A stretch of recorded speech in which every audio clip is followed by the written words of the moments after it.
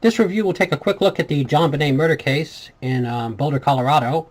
And Lou Smith was a detective there, and he investigated the case a bit. And here's some of the variables he felt were applicable to this particular case. One moment, please. Let me get this on the screen. Smith set out to work this case as hard as he could. Lou is from the old school. Follow the evidence to where the evidence takes you. He believes the police maybe missed some very important evidence. So he goes back and he looks at everything. Upon closer inspection of the crime scene photos, Smith uncovers something intriguing.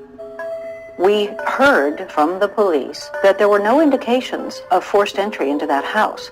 But Lou Smith sees that there was indeed a broken window in the basement.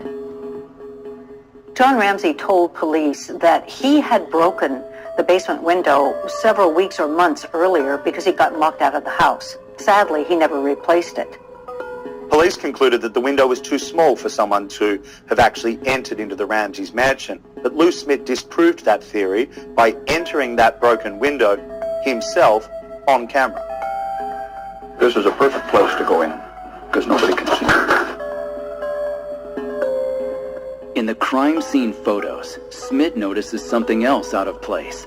There was a suitcase up against the wall underneath the open window.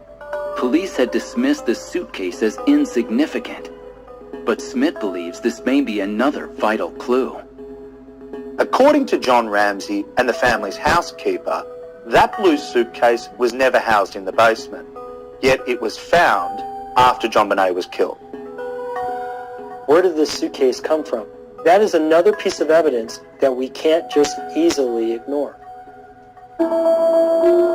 As Lou continued his investigation, he discovered something police had not, a partial footprint in the cement near where the body was discovered. Now, he was able to establish that that footprint came from a high-tech brand boot. Inevitably, the first port of call is to establish whether anyone inside that house owned a high-tech brand boot. No one did. Patsy, no. John, no. So Smith concludes that that footprint must have come from someone outside the house. Upon analyzing the autopsy photos, Smith finds something even more alarming. There were some things that were very, very suspicious. The autopsy report revealed a couple of abrasions on the little girl. 2 sets of marks, one set on John Benet's back, one on her face. The Boulder Police Department will only say they're abrasions of an unknown object. Due to the exact placement of the marks, Smith determines they could have only come from one source.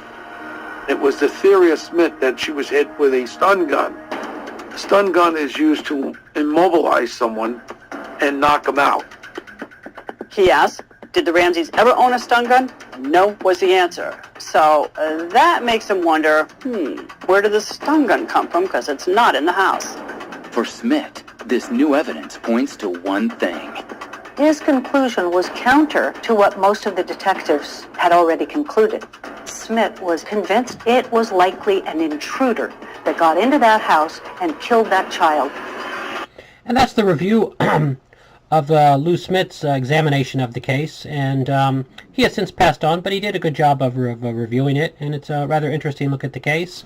And let me see if I can get a picture of Lou on there, so if you know who he is. Let's see, there he is. And he worked for the Boulder Police Department for many years and was brought out of retirement to review the case. And that'll do it.